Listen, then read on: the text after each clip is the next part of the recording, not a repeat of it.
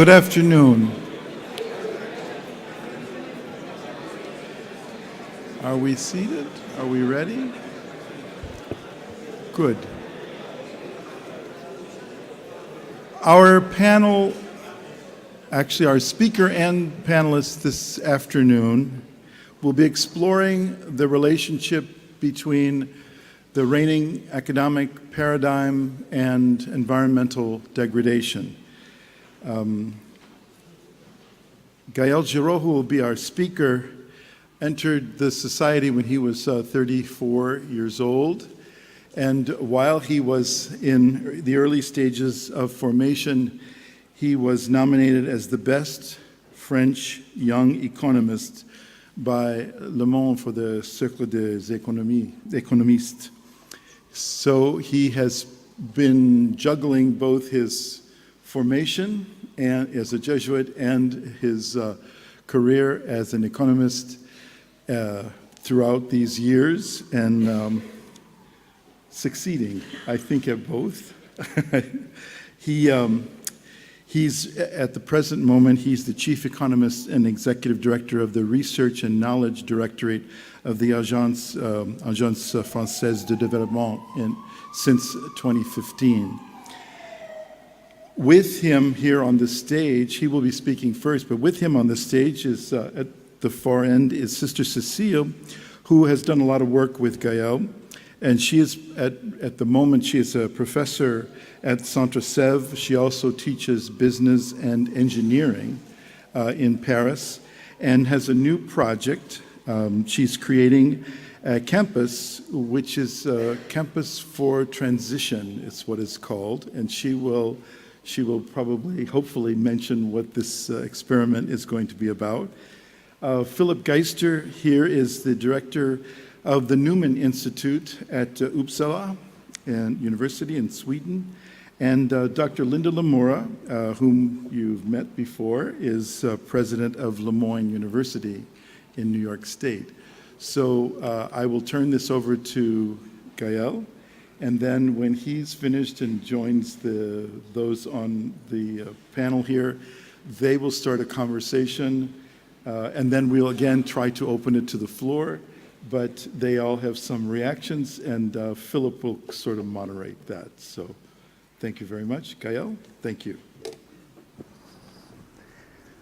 So thank you, Michael. Can you hear me? Even over there? Okay, good, thank you. So what I suggest is to start immediately with the beginning of my slides, if you can just put them on the screen. My talk will be devoted into four parts, actually. I will begin with the issue of inequality, and then I will deal with ecology, and then I will ask a few provocative questions for our jobs in the Jesuit universities. So inequality first. As you probably know, apparently there was a decline in inequality in the world in the last decades, but this is just on the surface. There was a decline actually of inequality between countries, and this is essentially due to the fact that China succeeded within 3 decades in getting almost 800 million people out of the poverty trap within, let's say, 30 years. And probably this has nothing to do with the Washington Consensus. But as a consequence, it's true that on the face of it, statistically speaking, inequality between countries did decline, as you can see here on the chart. At the same time, inequality within countries, which is the red bars, did increase during the same period. And actually this increase was very important. Here you have the description of differences across regions, where you can see that the situation is quite different between East Asia and Pacific, Eastern Europe, Latin America, Middle East. I don't have time to enter into all the details, but you will be able to see the slides. Now, just a very surprising chart, which shows you that even in Africa, this is becoming a huge problem. So as you can see in Southern Africa, and especially in South Africa, the level of inequality as measured by the Gini index has the same altitude, the same magnitude today as it has in Latin America. We used to think of Latin America as being the inegalitarian continent, but it's not true today. Africa exhibits the same amount of inequality as Latin America today, especially especially in the south. So far, I used essentially the so-called Gini index, which is a kind of global averaging index, trying to measure inequality within the entire population. Now, if you focus more specifically on the impact of the rise of inequality on the top of the society, then things become much more clear. So here you have, according to the Credit Suisse, which is a Swiss bank, as you know, the wealth share of the top 1% in a number of regions, okay, or a number of countries. So this is the share of the wealth that is owned by the one top person of the population, okay? And as you can see in a number of countries, like even India, North America, of course, Europe, this is quite a huge amount. You have even some regions in the world where you have the top 1% of the population which is owning more than 60% of the wealth of the entire country, okay? 1% of the population owning more than 60% of the wealth of the country. Okay. Now, a very famous chart, which is due to a friend and colleague of mine, Branko Milanovic, which describes more precisely the share of the growth between 1985 and today that has been, and how it has been distributed among the population. So the x-axis, this is the income percentile. That is on the left, you have the bottom 10% of the population, the poorest population, and on the right, you have the richest part of the population, okay? And the y-axis is the share of growth that has been dedicated to these people. So, can you still hear me now? Okay. So here, as you can see, I mean, the poorest people have gained something from growth, okay? Then the middle class have gained very little, and then the top 1% has gained a lot of, a very huge part of the wealth, of the growth of wealth in the last decades, okay? So this is nowadays very famous, well known, and it's even known as the elephant graph, because you can recognize something like the image of an elephant. But more recently, there was a new attempt to draw the same picture, thanks to the World Inequality Report, and the image seems to be nearer to the Loch Ness monster than to an elephant. Why? Because here, as you can see, the share of the growth that has been gained by the poorest is even smaller than usually thought by Branko Milanovic, so that actually it's not an elephant, it's a Loch Ness monster. But it makes the entire picture even worse. That is, the share of the wealth, of the growth in the last 4 decades that has been gained by the richest is a huge amount, okay?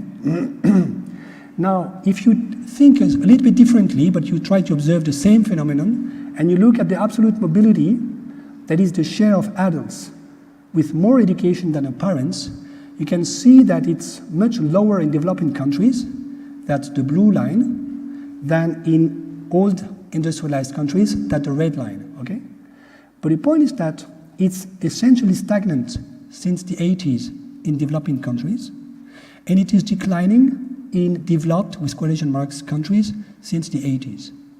And I do believe that this is one of the reasons why we have such an anxiety in Western countries regarding the education of the children. For the first time in history since, let's say, 3 centuries now, parents in a number of Western countries are making the experience that it will not be easier for the children to have a high education than for themselves. Whereas since 2 centuries, it was obvious that my children would have it easier to go to university than I had myself when I was a child or a young adult, okay? So it seems to me this is also very important, and it explains part of the anger that was described this morning by Pankaj Mishra, at least in a number of Western countries. Now, this is also to remind you the disaster of the Rana Plaza in 2013, which was an example, a symbol of the fact that you would find a number of very poor women working like slaves in very indecent labor conditions in Bangladesh at this time, in a factory which entirely collapsed, as you remember, by 2013. And another view at the same point is that as a consequence of this huge inequality of income, or maybe it's also a cause, there is a lot of endogeneity here, you would find a number of regions in the world where young people are desperate because they don't have jobs. And this is especially true for North Africa and the Middle East. Here you have some very frightening figures. showing that almost 1/3 of the young population in this region was jobless, at least just before the Arabic Springs. And this might again be part of the explanation why we had such an uprising of anger in these countries. And it seems to me this is also related to the main thesis of Pankaj that he developed this morning. Okay. Now, if I try to go further in the education problem, you might have read the last World Development Report by the World Bank, saying essentially, in a nutshell, that education, primary education, especially in Africa and in India today, is a kind of disaster. It's true that you have almost 80% of the population of young children who now go to school, which is a progress in comparison with what we had 20 years ago. But it turns out that they don't learn anything at school. Sometimes because there is no teacher, sometimes because there is nothing to teach, etc., etc. And so here you have an experiment that was run by the World Bank for grade 2 students, where you have the proportion of these very young children who are able or not to read a single word in their own language. And as you can see, there are countries where this proportion is higher than 90%, and there are countries where this proportion is lower than 18%. Okay? So you would find countries where less than 18% of these children know how to read one word in their own language. Okay? Even though they go to school every day. Okay?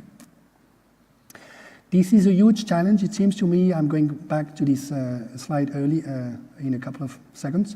This is a huge challenge if you keep in mind the fact that in the coming 3 decades, most probably the African continent is going to host 1 billion more people.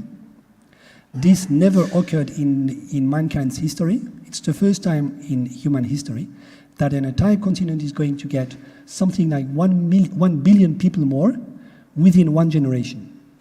And you might even know that there are some statistics, some prospective statistics, saying that, the optimistic figure would be that we would have something like 2.3 billion people in Africa by 2050, and 2.8 by 2050 is the pessimistic figure. So it's not excluded, according to demographs, that we might have an African continent by 2050, which is going to host 2.8 billion people. Okay? Then this raises a number of very challenging questions. We don't even succeed in putting the children today at school and help them learn something. How are we going to do the same task with the additional billion of people in the coming 3 decades? It seems to me that's a huge challenge. And if you think of what's happening today with Boko Haram in the Sahelian part of Africa, then you can immediately imagine that the kind of thesis that Pankaj Mishra was defending this morning, might be very relevant for the African countries in the coming decades. Now let me back to a quote of Laudato Si, where the Pope says there are signs that the growth of the past 2 centuries has not always led to an integral development and an improvement in the quality of life. Some of these signs are also symptomatic of real social decline, the silent rupture of the bonds of integration and social cohesion. And it seems to me the explosion of inequality we are observing today is one of the biggest threats we have for social cohesion in a number of countries. Okay? Now, a couple of provocative questions for ourselves that we might ask. Are our Jesuit universities contributing to inequality reduction, or are they fostering inequality? What about the business model of our own universities?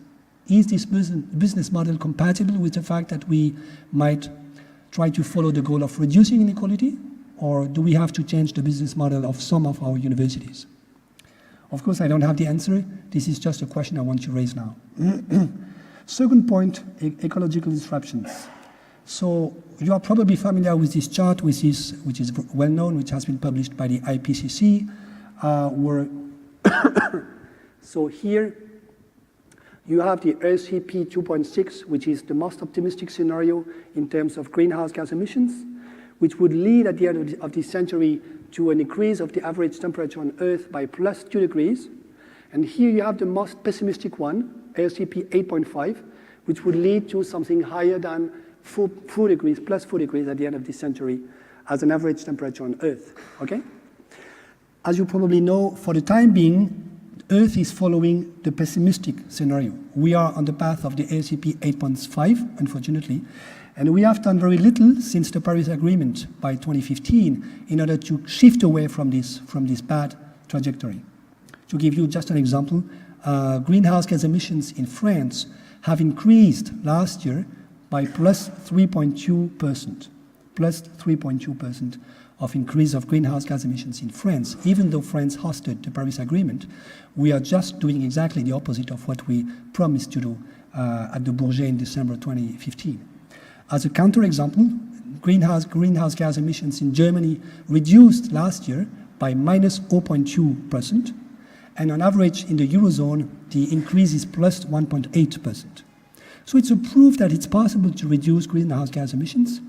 Germany is doing it, but France, for instance, is not doing it. Now, climate change is going to affect different parts of the world, as you know. Here you have a map that shows climate vulnerability, that is, how much a country is exposed to climate change and is vulnerable to it. The convention of the color is very easy to understand. If it's blue, it means you are quite exposed and quite vulnerable. If it's yellow, hell yellow, then it means that you're not exposed to it, okay? As you can see, the countries and the part of the continent which are quite exposed is, first of all, Sub-Saharan Africa, then Southeast Asia, here including Indonesia, and of course part of Latin America and Central America.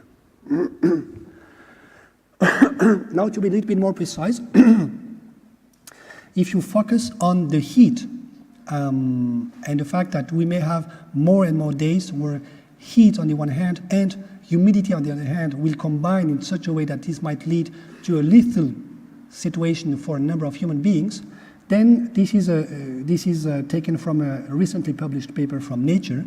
Then it's not so complicated to have this graph, which shows you the region where here you have the average temperature during the day, the daily average temperature, and here you have the concentration and humidity, okay? And of course, you know that having 35 degrees in Vietnam with something like 90% of humidity is much more embarrassing than having, let's say, 42 in Chad with very low humidity in the north of Chad, okay? So here, this region is the region where no human being is threatened, is literally threatened. Here, this is the region where most human beings with 95% would die if they had to suffer this during the entire day. And here it's an ambiguous region where we don't know, okay? It's too ambivalent. Now, these are historical records showing what we observed so far. And then, based on this, a number of people have tried to have some perspectives. So here you have the global land area, the percentage of the global land area that is going to be such that in 1 year you will have more than 20 days on this side, on this region, okay? So now if we follow the LCP 8.5, which is this one, the red line, the red curve, okay, the most pessimistic one, it turns out that at the end of this century, we might have something like 50% of the surface on land, on Earth, where people will experience this deadly zone more than 20 days per year, okay?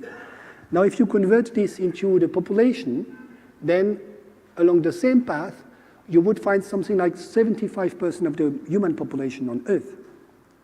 So, to say it again, according to these simulations, if we keep going on this path, the most pessimistic one, it means that at the end of this century, we might be in such a situation that 75% of the world population would experience a deadly heat during more than 20 days per year at the end of this century.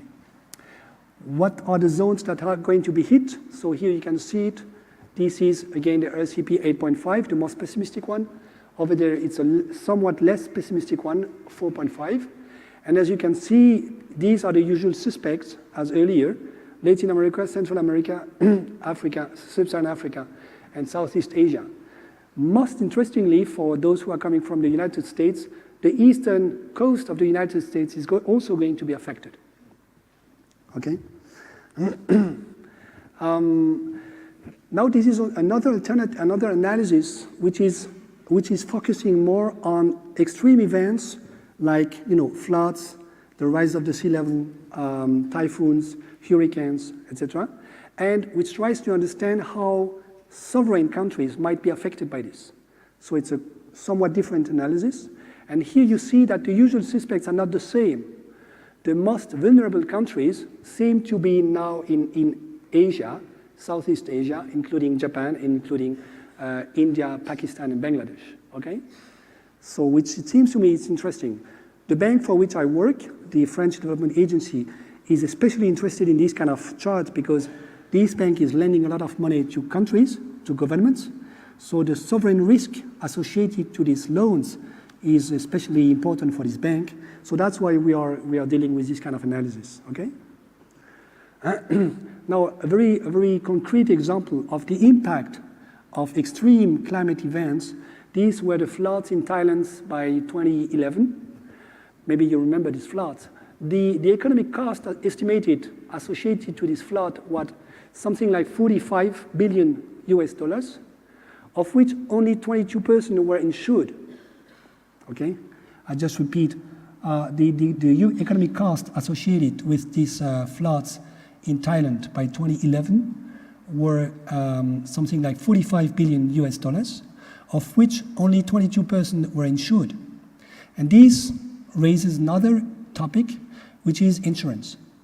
If you know people working in insurance companies, especially in Munich Re and Swiss Re, which are quite advanced in this question, you may have heard that these insurance people are saying we can't insure a world with plus 4 degrees on average. This is impossible. There will be too much disasters. We are going to go bankrupt and we won't be able to do our job. And this raises the question, can we afford to have a world without insurance? Okay, it's as simple as that. Now, a chart also of the impact of extreme climate events by 2016. Just during the year 2016, the total amount of cost induced by these extreme climate events has been estimated around $175 billion US, okay? Of which, again, only 30% were insured. Okay? So 70% of these disasters were not insured. Okay. Now, another point, which is so far I dealt with climate change, but as you know, probably climate change is only one part of the picture. The erosion of biodiversity is the other part and is as frightening as climate change, at least. So probably you already know this chart, which is well known today, which describes the various boundaries which have already been crossed or not in a number of issues. So you have biosphere integrity and biogeochemical flows, which are especially threatening today. You also have seen probably the report by the IPBS, so the International Platform for Biodiversity and Ecosystemic Services, which is the analog of the IPCC for biodiversity. This international body has published this year a report on biodiversity, which is also alarming, saying that in all the continents, biodiversity has declined, and most especially in Asia, where we have lost something like 90% of the biodiversity in this continent. This is really frightening. Now, another example for those living in the North Atlantic Sea, on the left-hand side, you see the density of fishes in the northern part of the Atlantic Sea at the beginning of the 20th century. Okay, so if it's red, it means that you have a lot of fishes. So you can see there were a lot of fishes in Canada and on the eastern coast of the US, also in Spain and on the western coast of Europe. Now you have the same picture on the right-hand side today, the same part of the ocean, and as you can see, essentially it's empty. Okay, and you know that a number of experts, oceanologists, are warning that if we keep destroying the haliotic fauna in the oceans, we might have the situation where the oceans on Earth won't have any eatable fish between 2040 and 2050. Okay? This does not mean that there will not be any fish at all on Earth. We are going to do fish farming, for sure, but it will mean that our children are going to live on Earth, on a planet where there won't be any fish in the oceans. At least that's possible. Now, a last chart, which is also, I think, very, very interesting for us, because it gives us a synthetic picture of the challenges. The the x-axis is the Human Development Index. The Human Development Index, as you probably know, is made of 3 components: the life expectancy, the schooling age, the amount of schools you can follow, and the GDP per capita. So that's the Human Development Index, and the higher it is, of course, the more comfortable is life in the society. Now, the y-axis is the ecological footprint. And as you know, the ecological footprint is a measure of the anthropic pressure on ecosystems, on natural ecosystems. If it is higher than 1, it means that our living standards are not sustainable, because we would need more than 1 planet to be able to expand the same kind of lifestyle for the entire population, okay? Now, and each point on the chart is a country. Now, as you can see here, here you have a number of southern countries. That is, those countries, like most countries in sub-Saharan Africa, with a very low Human Development Index, but also a very low ecological footprint, okay? By contrast, here you find most of the northern countries, including Spain, with a very high Human Development Index, but a very high ecological footprint, okay? Now, the big question for us, it seems to me, for this generation and the next generation, is to find a way to organize our society in such a way that we would have the ecological footprint below 1, and at the same time, a Human Development Index as high as possible. And just by means of convention, let us assume that we want a Human Development Index higher than 0.8. Why 0.8? Because this is the Human Development Index of Russia today. So the question is, does there exist a country today which is experiencing a low ecological footprint, below 1, and a sufficiently high HDI, Human Development Index, so that it's more comfortable to be there than in Russia today? The answer is, if this country were to exist, it would be here, in this magic square. And as you can see, it's empty, okay? So it seems to me this summarizes the main challenge we face today. That is, southern countries have to move in this direction towards this magic square, whereas northern countries have to move in this direction. So everybody has to move. It's just impossible that we keep going and we keep following the same business as usual path. But the efforts do not go in the same direction, okay? Now, it turns out that a couple of years ago, there was one country which was just here. And this country was Cuba. But Cuba now has left the magic square since Cuba opened its frontiers with the US, so that the ecological footprint of Cuba now is way above 1. But the example of Cuba is interesting, I guess, because there is one aspect, one feature, which is not captured by this chart, which is, let's say, human rights and democracy. Because it's hardly, we can hardly imagine that we could take Cuba as a model and an example of the kind of society we want to implement in the coming decades in the countries where we're living. So this means, now to be more precise, each country has to move in the direction of the magic square, and at the same time trying to implement and to keep human rights and democracy. And this, seems to me, is the main challenge we are facing. Now, if we don't do it, what's going to happen? So very briefly, at the French Development Agency, we have run a number of macroeconomic simulations taking into account the impact of climate change, so with a climate backloop. And it turns out that, I will just comment one picture, this one, which is the GDP at the world level. If you see the rate curve, that's the world GDP. It's starting at $70 billion per year, as it is today. And then it's increasing, and around 2070, it's starting declining. And then we have degrowth. So this is the business as usual scenario. If we don't do anything, if we don't mitigate greenhouse gas emissions, if we don't try to adapt nothing, then according to these kind of simulations, that's the kind of trajectory we are going to experience. That is, we are going to experience degrowth before the end of this century, not by design, but by disaster, okay?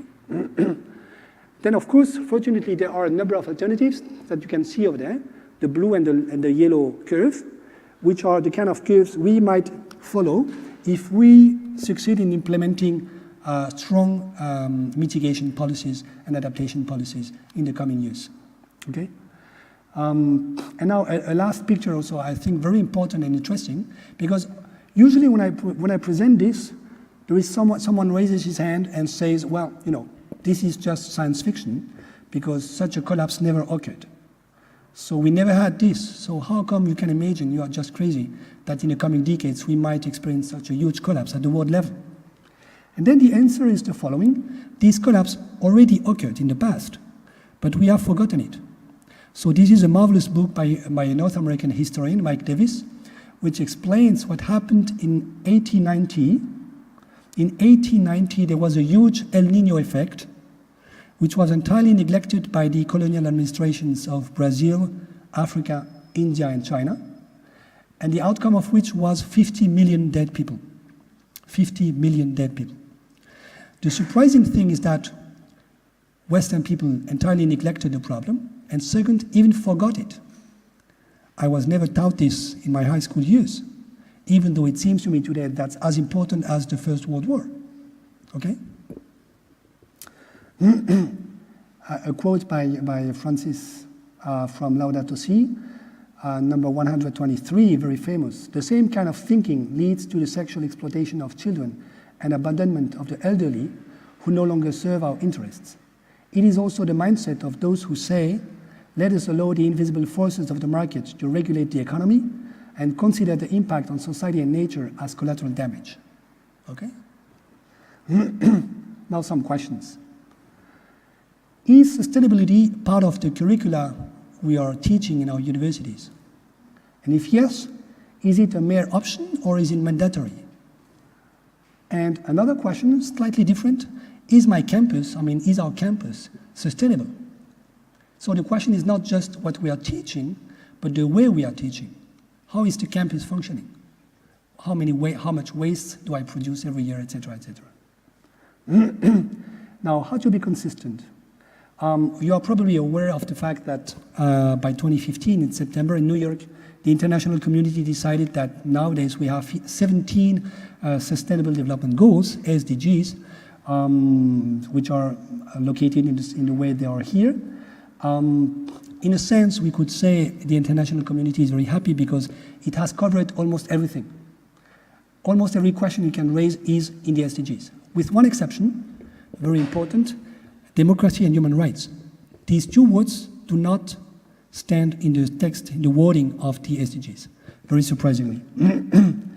Now, a couple of questions that we at the French Development Agency keep asking to all our colleagues from the World Bank, from the KfW in Germany, BNDES in Brazil, etc. Are we sure that these 17 SDGs are consistent? For instance, SDG 8 says that we should promote growth, GDP growth. SDG 13 that we should take care of climate. 14 of the oceans, 15 of the land. Are we sure that these are compatible goals? In the same way, the same SDG 8 says that we should promote growth, and at the same time, we should also reduce inequality. Are we sure that we can do both? And I could keep on going. Water and sanitation, SDG 6, has to be made secure for everybody on Earth, and at the same time, we are supposed to bring cheap energy to everybody on Earth, SDG 7. Are we sure that this is possible? And if it's not, how are we going to do? Are we going to pick and choose? Frankly speaking, this is the kind of question we are discussing today among international finance institutions. And frankly speaking, there is no answer to this question today. To give you a flavor of why it's very difficult, here you have the historical development of energy consumption at the world level. So here you see that beginning after the Second World War, you have an exponential increase of energy use, which essentially followed the exponential increase of GDP at the world level. This is coal. As you can see, coal did not reduce in the last years. On the contrary, it's increasing. And now if you add up coal, oil, and gas, it's still something like 80% of the energy mix at the world level today. 80%, 80. So we are still, at the world level, in an entirely carbon-based economy. Here, an even more surprising chart. The x-axis is the energy consumption, primary energy consumption, and the y-axis is the world GDP. And each point is a year at the world level. So here, you begin at 1960, then 1961, etc. Here you have the trouble in the 70s, and over there you have the subprime crisis, okay? Now the surprising thing is that it's almost a straight line, which means at the world level, we have made very little progress in energy efficiency, okay? We need approximately the same amount of energy to create one added value of $1 as a world GDP as in the 60s, okay? Now, if you do the same exercise with oil, then with oil there is a difference. We are slowly going towards decoupling. Decoupling would mean that we would be able to increase GDP, the y-axis, without increasing oil consumption. That is, the line would become vertical. We are still far away from it, but we are making slow progress. And now, very simple elementary algebra to try to convince you that this is far from being easy to solve. Let us begin with the CO2 emissions on the left hand here. So at the world level, CO2 emissions. And here, just forget everything and keep CO2. So we begin with CO2 equals CO2. I guess everybody agrees? No protest? Okay. Now you remember from your high school years that you are allowed to multiply and divide by the same quantity without disturbing the equality. Yes? So you multiply and you divide by TEP, which is the quantity of energy consumed. Okay? So now CO2 is equal to CO2 divided by TEP multiplied by TEP. Everybody agrees? Now you do the same operation now with PIB, which is the French for GDP, and you do the same again with population. So this equation is trivial, it's a tautology, it's always true. Okay? So CO2 is always equal to the right-hand side of the equality. Now, if you want CO2 emissions to shrink to zero, and we know that this has to shrink to zero before 2050 at the world level, if we want to have any chance to remain below the 2-degree threshold at the end of this century, then something on the right-hand side has to shrink to zero. Let's see what? Population. Population is going to grow, as I said. Africa is going to gain 1 billion people at least in the next 3 decades. So the world population is at least going to be multiplied by 1.5 before the middle of this century. So no way. GDP divided by population. I don't know any politician who can be elected with a program saying I'm going to reduce your income per capita. So this is probably still going to increase, or at least we are going to do as if we were able to increase this in the coming years. But now you realize that if these two members keep increasing this and this, whereas at the same time you want this to shrink to zero, it means that these two terms have to converge to zero even more rapidly, okay? Which makes the task even more difficult. Now, what is this term? This is energy divided by GDP.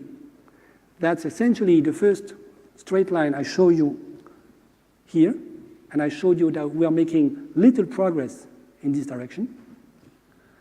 And now here, this is the CO2 content of energy consumption. This is the place where we can do something. This is essentially the issue of mitigation, okay? And this is a simple way to understand that we don't have many alternatives. The unique place where we can do something is here, and with a little bit of chance here, okay?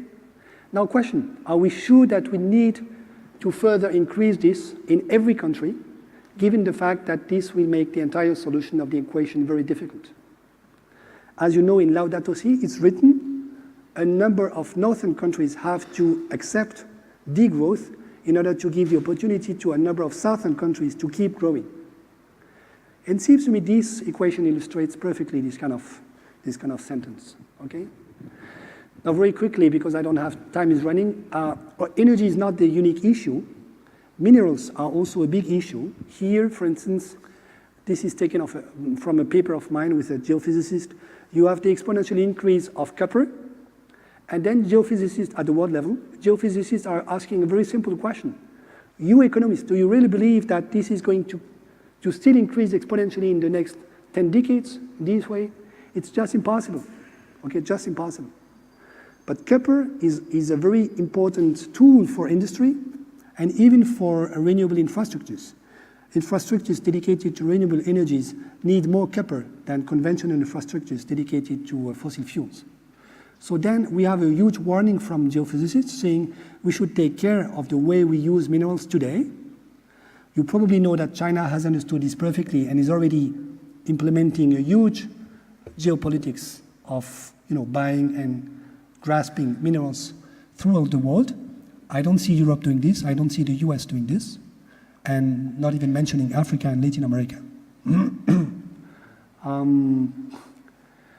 So, question, is our pedagogy in our universities consistent with respect to natural resources?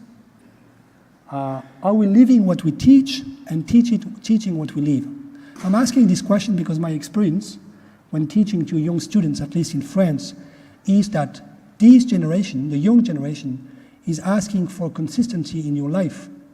That is, sometimes they would come to me and say, well, what you preach is beautiful, but you will know that tomorrow morning you're going to take a plane because you're the chief economist, blah, blah.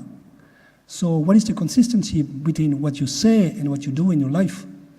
And it seems to me this is a place where a lot of young people are waiting for us, and if we are not consistent, how do you want us to be credible?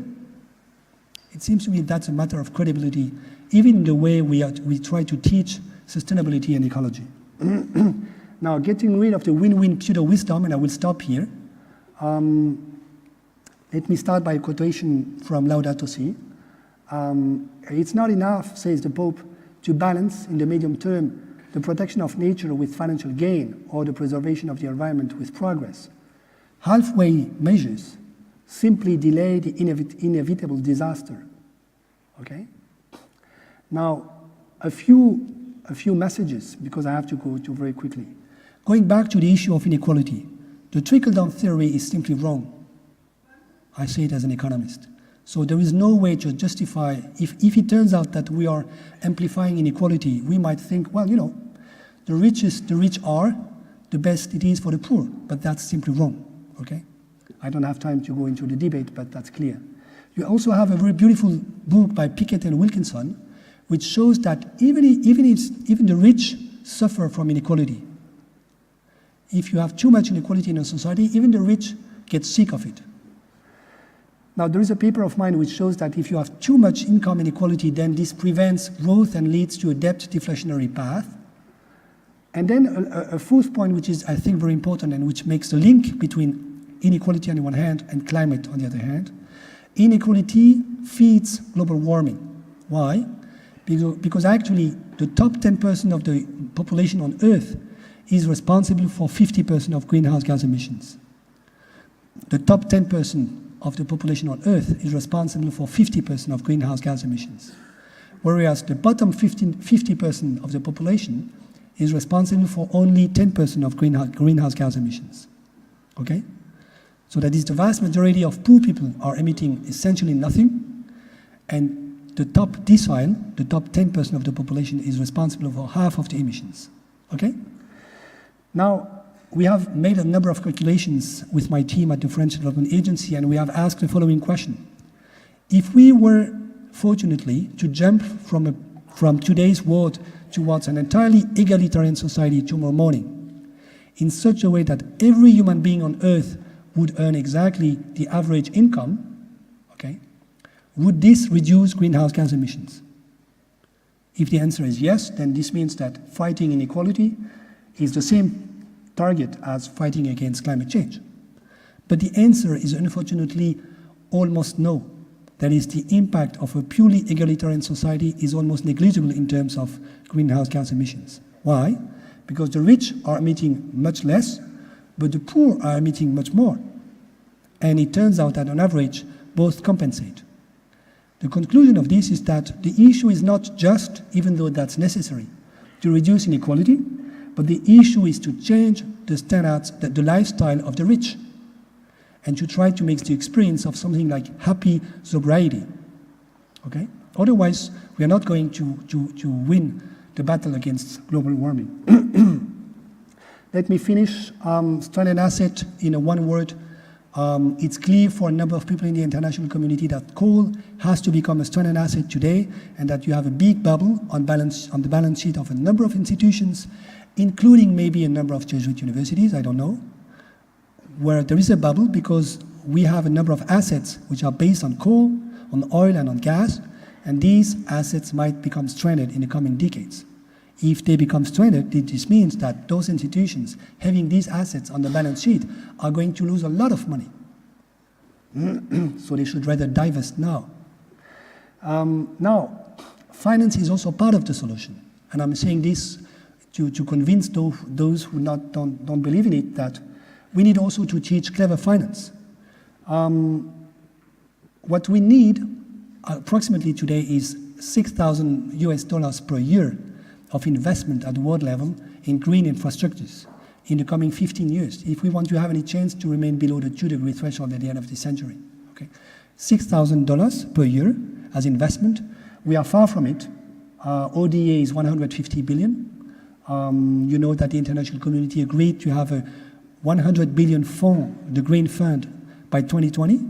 But you know, that's nothing in comparison with what is needed. Okay? Green bonds are also highly insufficient, NDC also insufficient. The paradox is that there is a lot of money circulating on Earth today, so it's not that we don't have money for that.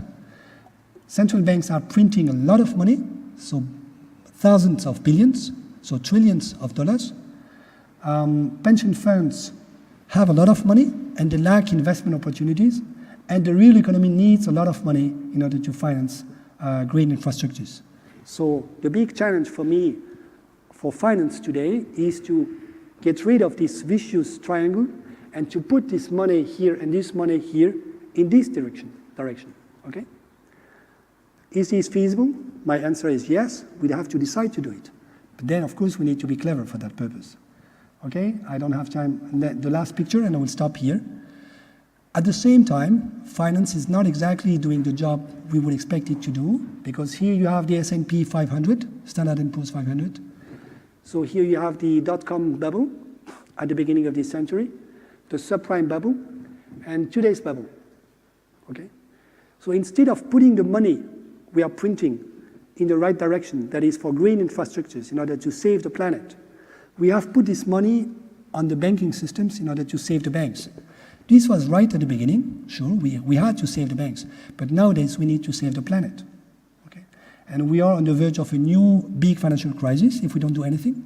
It seems to me clear that if all the central banks stop the quantitative easing monetary policy, then we will have a new big crisis because we have way too much private debt. And this, of course, will make the solution of the Kaya equation, the CO2 equation, even more difficult, because we will apparently have less money to finance green infrastructures. So it seems to me that's also a big challenge for us, and I will stop here. I think I had a couple of disturbing questions, and I will stop. If we agree that we can't just dream of a win-win solution, then the question is, which are the trade-offs that we are facing in our institutions? For our pedagogy, what does excellence mean? What does it mean to have an excellent finance guy today?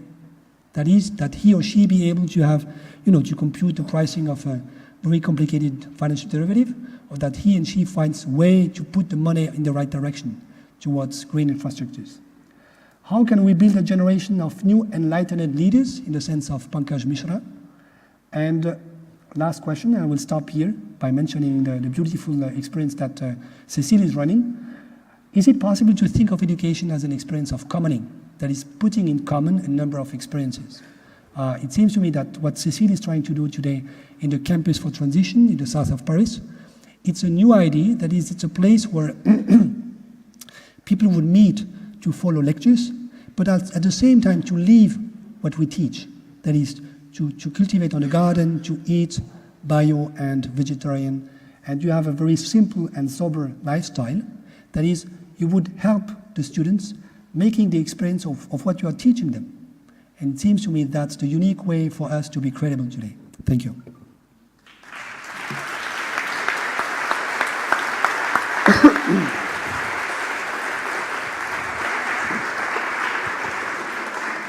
Thank you. Thank you very much, Gaël, for your informative lecture. I think some of the facts we have all heard before, but I think in this compactness, it was very overwhelming for me. It was terrifying. It was in some way also paralyzing, because it's what can we do in this situation? But I guess some of our discussion later on will go around this question, what can we do? What is the contribution of this unique network of Jesuit universities? But before we get there, I would like to start by way of examination of conscience. What did we not do? Or from your perspective, what have we not been doing that we are there? Or where have we not used our potential as educators and universities to become proactive in these questions? Well, I guess the answer depends upon the university. There are a number of universities which are doing a very great job. Can you hear me? Yes? Oh, should I go there? It's better? Yes, okay. So the question is, what didn't we do as educators? I guess the answer depends upon the university. Let me give you an example. The Tanaïl University in Lebanon, in the Bekaa, is a beautiful place where people learn a very simple agroecology adapted to the Middle East. And it seems to me that's very fine. That's exactly the kind of project we need to run today. Another example, La Javeriana in Bogota, in Colombia, has a program where they would study commons with indigenous people and try to learn from this experience from indigenous people, how to implement commons in our society. It seems to me that's exactly the kind of things we have to do. Now, on the other hand, at the same time, I'm sure there are a number of Jesuit universities whose capital is based on future stranded assets, so who rely on coal, oil, and gas, and which refuse to divest, okay, for good or bad reasons. That's it. And I'm sure we still are teaching a number of mainstream wisdom, at least in economics and finance, which are just wrong today. So it seems to me, I mean, we may ask ourselves, is it the case that in our university, I mean, the sustainability challenge is present in all our curricula, because that's a transversal issue. Everybody will be concerned with this. Lawyers, physicists, physicians, people studying literature, etc., etc. Is it true that everybody is confronted and exposed to sustainability in all the curricula in my university? And is it the case that the way I teach this is consistent, in the sense that the lifestyle in the campus is consistent with what I'm teaching? You see? Yeah, maybe you could tell us more about this growth issue. But very often, when we speak of growth or degrowth, people may get very ideological also on this. And how can we promote maybe prosperity without growth or GDP growth? What you showed about the inconsistency of this idea that we could still imagine that it's possible to promote growth. Although, for example, in France, our government is going to pass a law which on reforming the enterprises, and the law is still, the formulation is still about growth, without qualifying the kind of growth that we have to promote. If you could tell us more. Maybe, can we go back? Yeah. Maybe we should go back to this very famous equation. Yes, yeah. So what I try to show you is that if you take this elementary algebra seriously, it's very hard to figure out how to have CO2 emissions shrinking to zero in the next 35 years, and at the same time GDP per capita increasing, let's say at a rate of 2.5% per year, which means a doubling within one generation. At the same time, the population increasing, being multiplied by 1.5, which means that we would have to make tremendous progresses in CO2 divided by energy. That is, we would have to shift from the highly carbon-based economy we have today. Remember, 80% of the energy mix at the world level is based on coal, oil, and gas. We would have to shift from this towards an economy which is entirely based on renewables within one generation. I don't claim that's not feasible, technically speaking. I'm just saying I'm very skeptical. So it might be the case that a much easier way to do it is to say there are a number of countries which do not need to have GDP per capita still growing. Why? First of all, because GDP, as you know, is a very bad measure of prosperity. If you have an accident in the street, this increases GDP because we have to take care of you, we have to bring you to the hospital, etc. If you put a chemical waste in the river, this is also a way to increase GDP. So there are very bad ways to increase GDP, so which means that GDP is certainly not the right measure of prosperity. Okay? Second, there are a number of studies trying to link subjective well-being, what you say about your happiness, your own happiness, and GDP. And it turns out that after something like $12,000 as GDP per capita, on average, then there is no correlation between happiness and GDP. You have a number of places where people are much richer, but they are very sad, and other places where people are not richer, they earn on average something like $12,000 per year, and they are very happy. So this does not make you happier, and GDP is a very bad measure. Question, why do we keep understanding everything with GDP, even though it's a very bad measure? And I guess the answer is a coordination problem.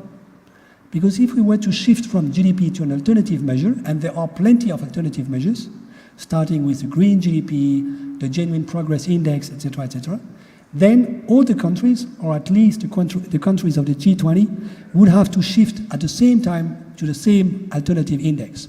Why? Because we use this index for comparison purposes. And if we are not French people able to compare ourselves with Germans, then, you know, we're unhappy. Or with British, same story. And so I guess this is the main problem. In the financial system, you have exactly the same question, for those who are familiar with this. You know that most banks use the value at risk, the VAR, value at risk, as a measure of the risk embodied in a portfolio, in a financial portfolio. You also probably know that since 20 years, mathematicians have proven that this is a very bad measure in the sense that it does not capture the flat tails of risk. And this is one of the reasons why most financial people haven't seen the crisis of 2008. Okay? Now, it turns out that since 20 years, there are plenty of alternative measures of risk which are available, which are perfectly consistent, which are known, which I tout in my lectures. Okay? But no bank, so far as I know, has adopted any alternative measure. Why? Because if a bank were to do it alone, then it would be out of the market immediately. It would price its own assets with a measure of risk completely different from the measure of risk used by its competitors. So it will be out of the market and it will lose money, necessarily. So what you need is all the big banks, a dozen of big banks in the world, to shift from the VAR, the value at risk, towards one single alternative and the same for everybody. And they don't succeed in doing this. That's why everybody keeps using the VAR, even though everybody knows that it's a very bad measure. My guess is that we have the same problem for the GDP. I would like to come back to the question of what we can do in our different institutions. And you mentioned the word consistency. I mean, we should live consistent. I find it a little bit too individualistic. So if I live as I teach, I still cannot change this disaster that you described. And also, I think what probably many of us experience is we live in structures that we cannot just break. I mean, I think most of our institutions are financed by the system that you criticize rightly. If you could give us one concrete thing that you think we all should do when we go home, what would that be? Okay. Here you have the 4 pillars of decarbonization. Decarbonization of electricity generation. So how can we replace the fossil fuel-based generation of electricity with renewables, essentially? Then fuel shifting for a number of usages, like the car, mobility. Then, of course, efficiency. And then, of course, preservation of natural carbon sinks. Now, if you are in a European country, I mean, the big chapters are well known today. You begin with thermic renovation of buildings. So the big universities in Europe, but I guess it's the same in the US, it seems to me. I don't want to play the role of the green Hayatollah, no? But anyway, all these universities should begin with thermic renovation of buildings, including this one, thermic renovation of buildings, so that this building would not have to be heated with fuel or anything akin to that.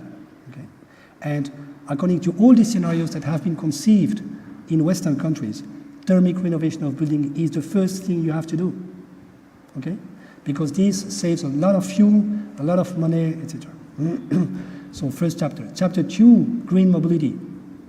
Then how do you move?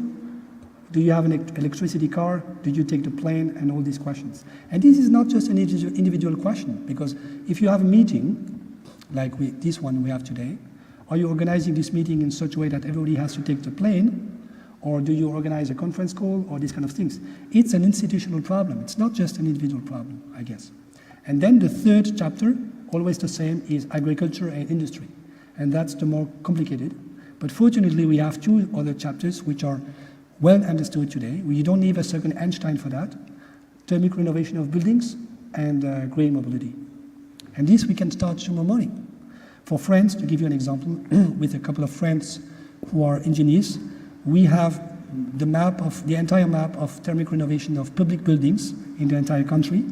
We know how much we need to renovate, how much it costs, and how to finance this renovation. We have worked with a number of banks. We have given this to the French government, which did not do anything so far, but the plan is here, the plan is ready. I'm sure the UK has the same, Germany most probably. So there are a number of countries where people are working. We do know how to do, and I'm sure that universities might take part to this. Follow-up question, if I may, Gaël. As someone who studied physiology, I'm very interested in how systems are integrated and coordinated. So in the case of the sciences, we know that there are data that are collected and analyzed and replicated and validated over time. And in fact, the Jesuits through the 16th through the 19th centuries were key players in documenting the evidence that suggests that climate can be perturbed in very serious and detrimental ways. So that brings us to the 21st century, where this notion of the age of anger, which, by the way, is palpable. We certainly feel it in the United States, where I currently work. You have these polarizing ideologies, if you will, the extreme left and the extreme right. In order to propagate science, you need to be able to collaborate, to work with one another, to refine the ideas over time. When you have these two polar opposites, and in fact, it's because of the marginalization of the lower 20%, and because the middle class is shrinking, which is why so many of our institutions are having a hard time economically, you have this age of anger that could result in placing someone in Washington, for example, that pulls away from the Paris Climate Accords.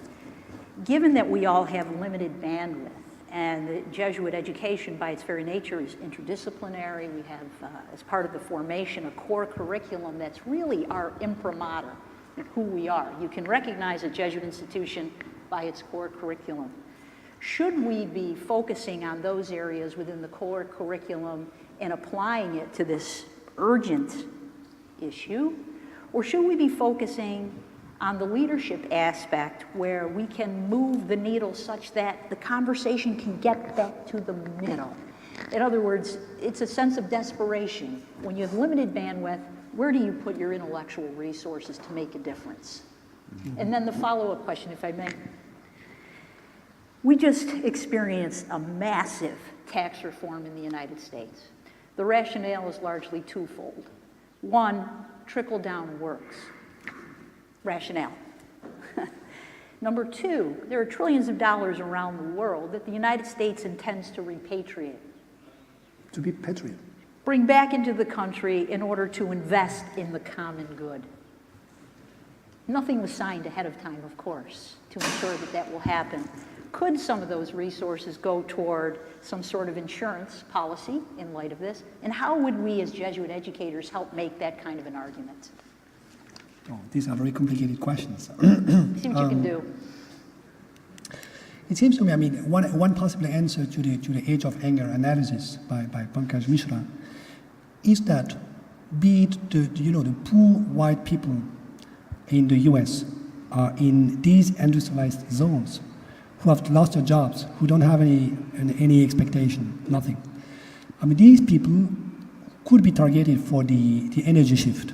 That is, if you launch a huge program of thermic renovation, green mobility, green industry, green agriculture, this creates a lot of jobs, this requires a lot of jobs.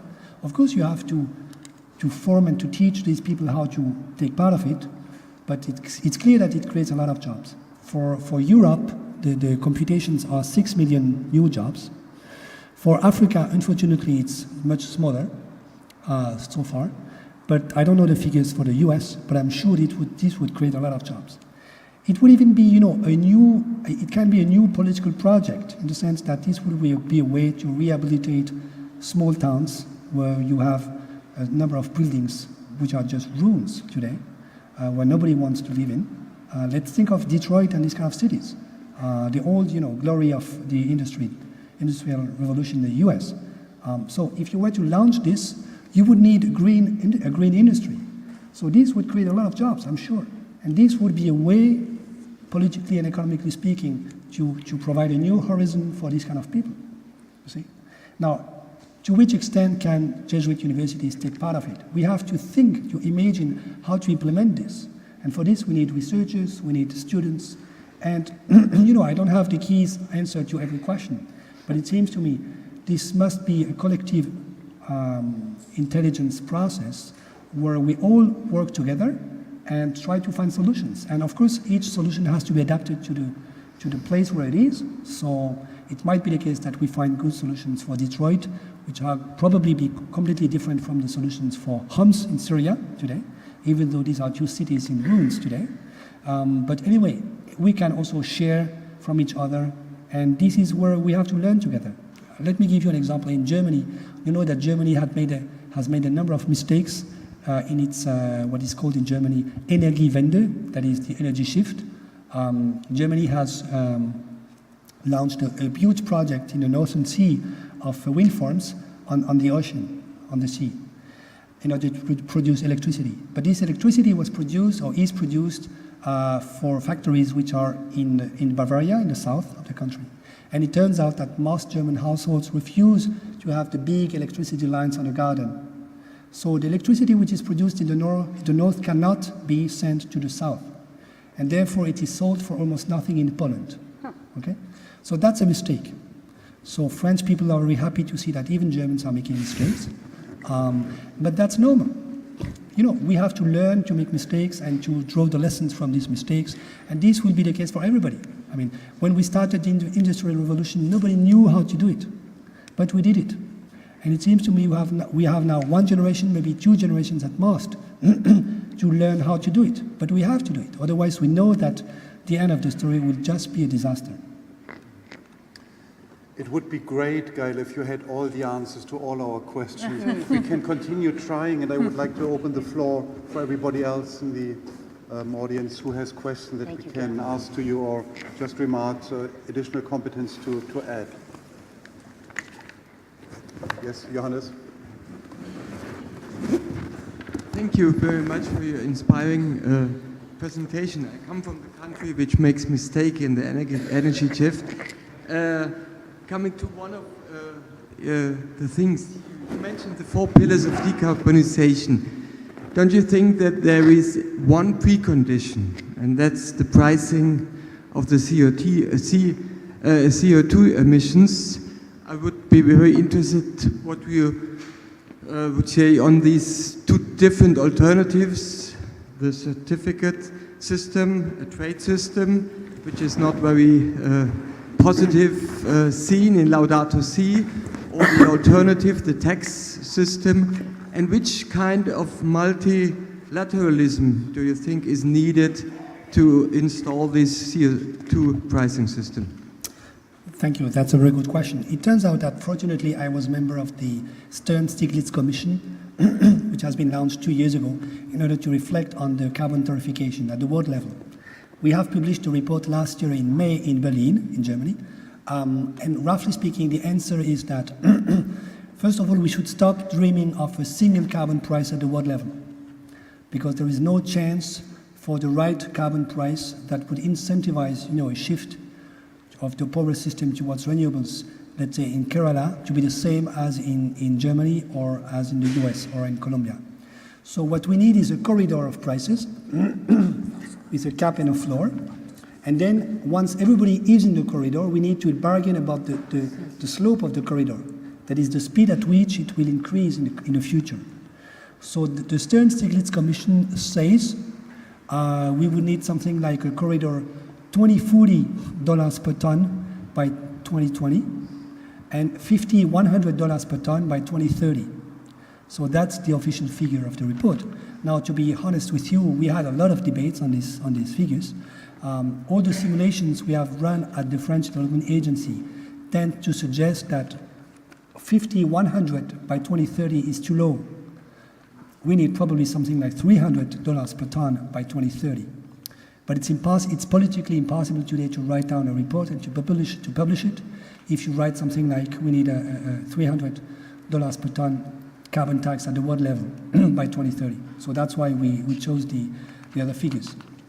Now, regarding the debate between a carbon tax on the one hand and certificates on the other hand, the report diplomatically says we can use both, and this belongs to the sovereignty of each country.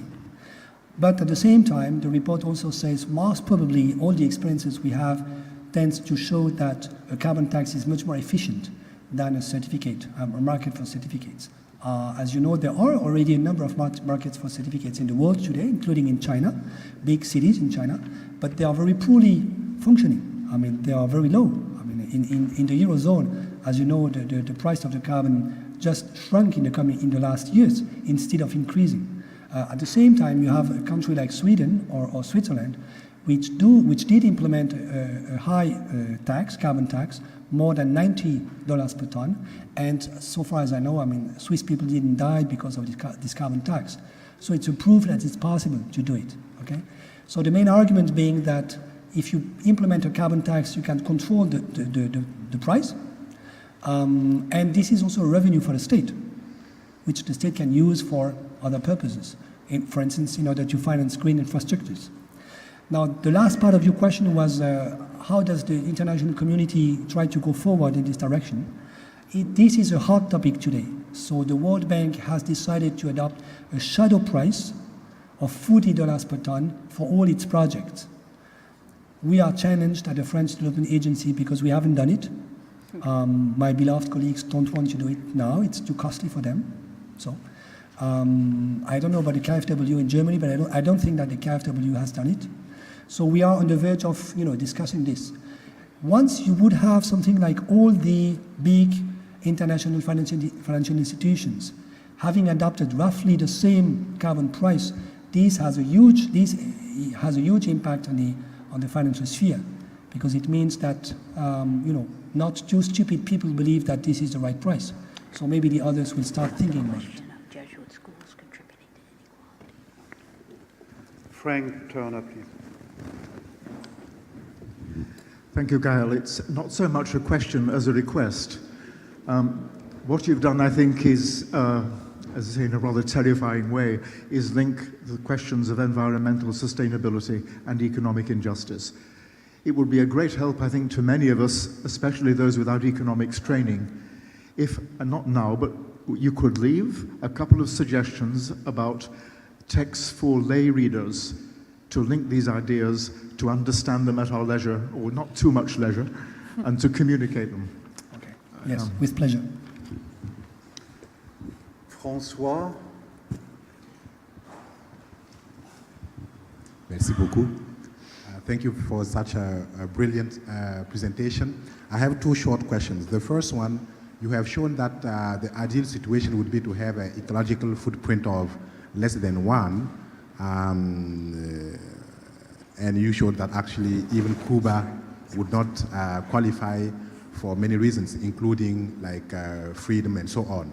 And actually, even if that was to happen, that would meet the question of sustainability but not desirability, which is the limitation of HDI. So based on your prior research, and I think that you and Cecile have done wonderful research on social capital, how do you see social capital being, I would say, something desirable for people so that we can go beyond, this type of measures? That's my first question. The second question, you have shown also that actually there is no more intergenerational mobility through education.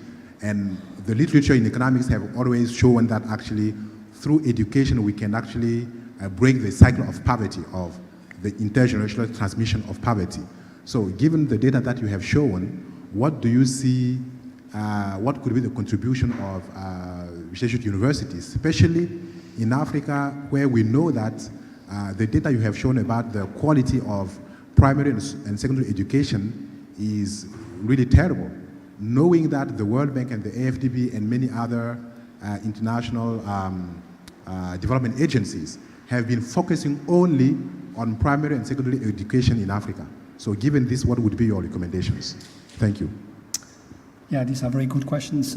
Regarding the first question, actually you're alluding to a work that I did with Cécile, which tries to formalize the quality of social networks and relationships that we have. The main idea being that actually what gives meaning to my life is the way I socialize with people. And this is the salt of my life, I mean the sense and the taste of my life. No? So what we have tried to do with Cécile is to formalize this through an index, and we have used this index for a number of surveys on the fields. One big message is that in a number of situations, like let's say the Niger Delta in Nigeria, you would have villages in the countryside where a minority of people are getting very rich very rapidly thanks to the oil manna, and this destroys the social bond within the village. And so it destroys the relational capability index that we have constructed. And this means that a huge increase of inequality is detrimental for the social bond. And then this raises the question, how do you promote social bond in such a situation? So it turns out that we are, at the French Development Agency, we are promoting this kind of idea. We are using it for South Africa, for instance, where, as you probably know, despite the fact that officially apartheid ceased in 1994, apartheid is still ruling the country today. And it turns out, as I showed you at the beginning, you remember, that South Africa is one of the most inegalitarian countries in the world today. And what we show is that, again, social bonds are entirely destroyed in a number of cities, like Johannesburg. And the way we try to repair, with quotation mark this, is to create commons, that is, let's say public spaces, like a garden, like a swimming pool, where everybody can gather, people from all the districts, black, white, etc., and share an experience, a common experience. So fostering commons might be a way to restore social bond when it is destroyed. Now, regarding the second question, so what you say is correct in the sense that the international community has invested a lot of money for education, especially primary education in Africa. And as I said, the success is half-half, in the sense that most children now go to school, but it's essentially useless. So that's the big challenge we face today. How can Jesuit universities help? It seems to me we lack, at least that's my experience when I talk to quotation mark experts from the World Bank, it seems to me what we lack is a sense of the pedagogy in the classroom. I remember a couple of months ago, we had a meeting with experts from the World Bank. Everybody was, explaining how we should do to solve the educational problem in Africa. But I was the unique guy who had an experience of teaching in an African classroom, namely in Chad, in a Jesuit high school. So at the end of the day, I said, come on, Billy, my dear colleagues, you have no idea about what you are talking about. So what we need is this, people who have this experience and who can, feed a truly sensical pedagogy that could be implemented on the field. And it's clear that experts from the World Bank, even though they are very good, it's not an issue, they don't have this experience, so they will never be able to go to this level of the experience, it seems to me.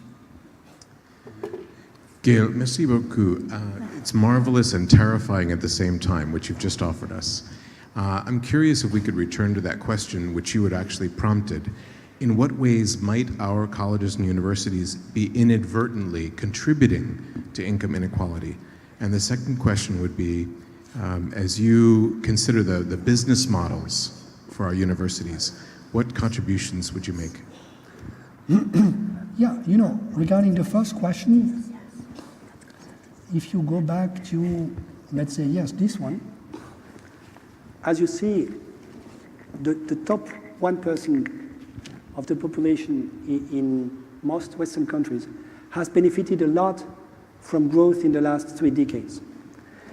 It might be the case, I'm just asking the question, it might be the case that in a number of our institutions, what we Jesuits call excellence consists in teaching to these pupils how to belong to this 1% of the population and how to grasp this wealth in the best way they can. For instance, you know, there are a number of people working in our institutions saying, we need our pupils to have the best salaries when they go out of university. Otherwise, we fail in our you know, educational responsibility. If this is the case, it might be the case that what we are doing actually is to help these people remain in the 1%, in the top 1%. I'm just asking the question. And if this is so, then we might have to reflect about the educational project we have. Now, regarding the business model, it's also a big question due to the fact that, you know, our universities, some of our universities are very costly, so we need a lot of money. And then there might be a capture, an elite capture by those who have the capital and who put the capital in the universities.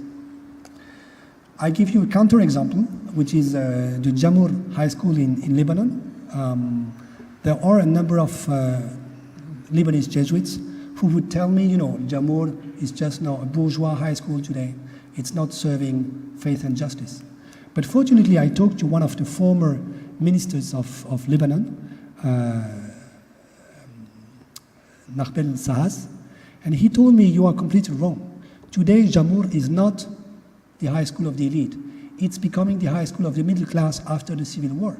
And that's a place which is very important. So which means that, according to him, Jamour definitely does not belong to this, but belong to this part. And this is certainly a place where we need to be, you see. So I'm not claiming that all the Jesuit institutions are on the far right of the picture. We have to have an analysis for that purpose. But if it turns out that we are on the right part, then we have to do something. Thank you, Gaël. That's, it is pretty riveting. I wanted to ask, though, Sister, if you would talk about this transitioning college, maybe some hope at the end of this, because it sounds like this is an innovative and an exciting project. Yeah, and the starting point was my own experience and discussions I had with young people at ESSEC Business School. ESSEC was created by the Jesuits at the beginning of the 20th century. Now it depends on the Catholic Institute of Paris, or there are no more Jesuits there, but it's supposed to be one of the best business schools in France, and also more focused on social sciences and solidarity than other business schools.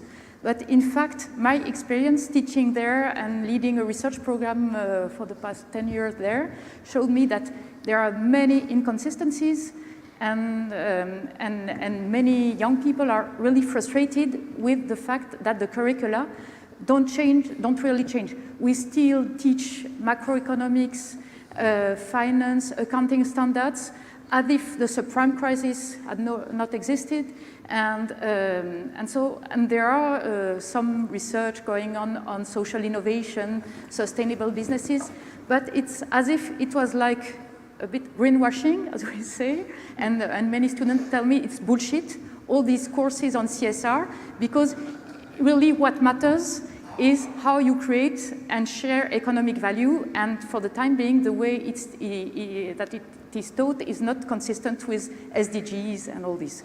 So 2 years ago, I was thinking about this, and I also teach in an engineering school, École des Mines de Paris, which is also supposed to be one of the best in France, and the same kind of discussions with young people. So I asked Gaël and other friends if it was a completely stupid idea to try to create a small institution apart from these big business and engineering schools and public universities, to try to be more consistent and to help young people experience something which is consistent with Laudato Si, the idea that it's not only, you have to teach not only to the head of the students, but also to have a kind of embodied thinking, also embedded not only to train young people who will belong to the international cosmopolitan elites, who will have the same values all over the world. So for all of them, it's easy to relate to one another. But the idea was to help young people experience something about happy frugality and trying to reflect on changing the curricula, on changing the rules of the games, and teaching macroeconomics, epistemology, and technical matters in subjects in a different way. So we are at the beginning of the adventure, because my provincial 6 months ago told me that it would be possible for us to start the program in a chateau in 1 hour from Paris. It was a boarding school for poor students during decades, and then it was stopped 2 years ago because financially it was not viable. And so we have a beautiful place with like 14 acres. So we would like to develop agroecology and to have young people and professionals coming to this place, take part in either short courses or within, we hope, 2 years' time, to master programs. And the idea would be to partner, I look at François and Etienne, I don't know, the Centre Sèvres, to partner with Centre Sèvres to maybe to create a master program on ecology, ethics, and spirituality. And I'm trying to partner with public universities in France, but I would love to partner with also Jesuit universities in the US or in other countries to maybe to try to see how some students from different countries could come to have a kind of immersion in this place. And my experience, because I spent 4 months at Schumacher College in Devon, in the southern part of UK, and it was this kind of small institution dedicated to integral ecology, and I really experienced that, and I saw people changed after having spent even 1 week there, because they were thinking differently about things. They were taking part in the day-to-day life. They were helping in the garden. Then when you wash the dishes with other people, when with colleagues, then in fact, you behave like a human being. You think of the future of your children, or you think differently. So for me, the idea is to try to create this kind of institution and maybe have other institutions like this in different countries, and try to help us change the curricula in these big paquebots. I don't know how to say this in English, but the inertia in big institutions is huge.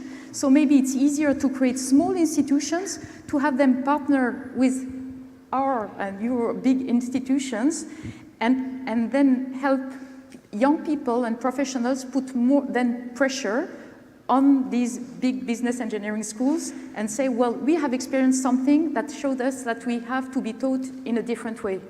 And for me, and maybe just to link this with our the questions that we have, for me, maybe the key issue is this cultural aspect of integral ecology, that we really have to value differently what a good life is, what it means to be excellent and to be successful, maybe, and if we experience that other values are the core aspect of a flourishing life, then for young people and elderly people, it will be easier to change the lifestyles. Well, that's the idea. We round up with this word of hope, and thank you, and especially Gaël, for this wonderful presentation.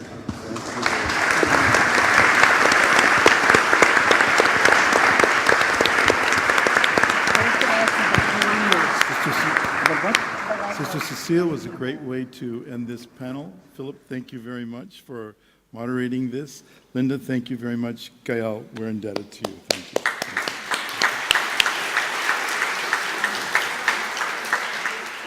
It's time for a coffee break, and then we have conversation C. But just a comment or two, since this is stretching our thinking. I want to add that the deans of the engineering schools have been meeting before this. For the first time, they have thought of forming an association. These very questions are very much on their minds because they know that training engineering students, they're often training engineering leaders, people who become corporate executives and head large companies. How do we train? How do we think about creating a different kind of engineering student who's very much attuned to these issues? In 2 weeks, the deans of the Jesuit schools of business are meeting in Seattle. They have these issues. In fact, this is the 6th year where they have environment and environmental degradation as part of their theme. They have kept with the same theme for 6 years, thinking they needed to spend time on this. They too have been talking about what do we need to do to create a different kind of business leader. There is a group forming, and I am interested if you know of people who are interested in this. There's a group of business faculty from our schools. Many of them belong to an association called Humanistic Management Association. They are interested in writing new introductory textbooks, starting with finance and management. I think those are the first two, but in all of the key disciplines in business schools, that would be an alternative introductory text for the college undergraduate that would say, this is the paradigm that now reigns. There are other paradigms, and there is a paradigm that actually could save the planet and save and deal with the issues of inequality. So that's a very concrete kind of project that these faculty are interested in. And finally, I met with deans of the schools of education in the U.S., and we'll be meeting with the deans of the schools of education in Asia. They are both interested in talking about what can we do with our faculty experts to help train in new schools of education and teacher training in places like Asia and in places like Africa. So those are all potential projects that could come out of our institutions. But it seems to me that I give those 3 examples, and I'm sure there are more, where our faculty are very ready to listen and to think about how they can contribute so that Jesuit University is part of the solution as opposed to what we fear that we may be also part of the problem, more part of the problem than we should be. So appreciate this very much. Think about what the International Association of Jesuit Universities ought to be promoting in these kinds of collaborations. And I will turn it over to Alvaro, who will talk a bit about the logistics for going to the cathedral tonight for Mass after our Conversation C, and then also tomorrow morning for going to Loyola. He will also let you know which groups, that is, which regional groups will be meeting in the morning after Father General's talk and which will be meeting in the afternoon. So if the regional group is meeting in the morning, then after Father General's talk, you'll go off to that meeting, and the others will be going off to their tours.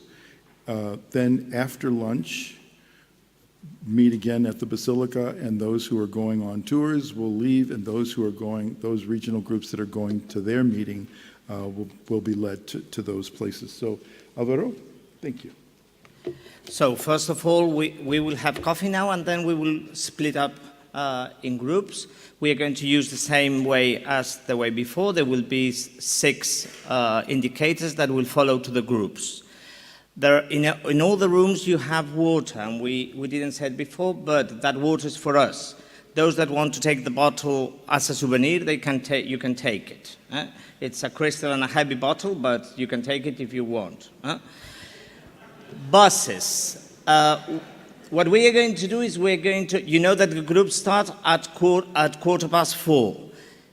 We are going to meet again in this cloth. Okay, at 6:20. Once we are all here, we will go to the main entrance of the business schools where the buses will leave from there. From the same place that today we are leaving by bus, it's the same place as tomorrow we're leaving at 8:30 in the morning. Please be on the dot because the buses can only be there for a while. So we will start leaving now for the cathedral and for Loyola when the buses are already full. Okay? We are going by bus to the cathedral, but we are not coming. back. That means that it's an in-burst, but not outburst. We thought that it was good that as we will finish the dinner, it will be finished by 8:45 or 9, that perhaps some of you would like to pop in the old town where the cathedral is and then come back. There is a tram that comes just the other side of the river, just across the university, so you're quite near, but it's free time after the dinner and you can come walking or you can come by tram. Okay? So, 4:15, we will make the groups. After coffee, there will be indicators, the 6 task force indicators. 6:20, we will be back in the cloître. We will go by bus to the cathedral, and tomorrow morning at 8:30, we will be leaving from the business school again. Enjoy. Sorry. One more thing. Let me tell you about tomorrow a bit. The conference. After Father General's talk about 45 minutes.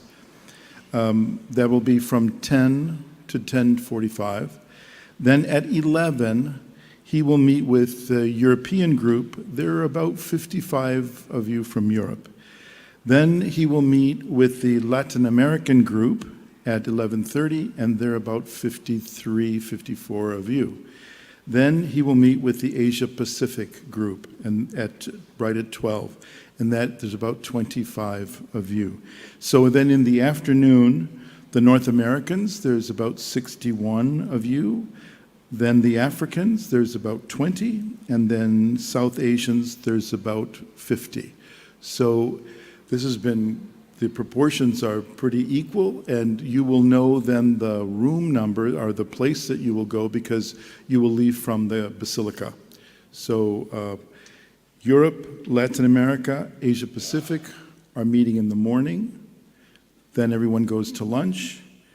North America, Africa, and South Asia are meeting in the afternoon, after lunch. Okay? Good. Thank you.